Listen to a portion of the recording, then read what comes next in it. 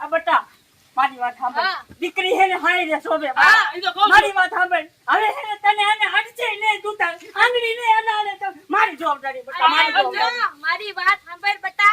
ગામના મને કહીને જાય કે જો એની છોકરીને ઘરે બેહાડી હે.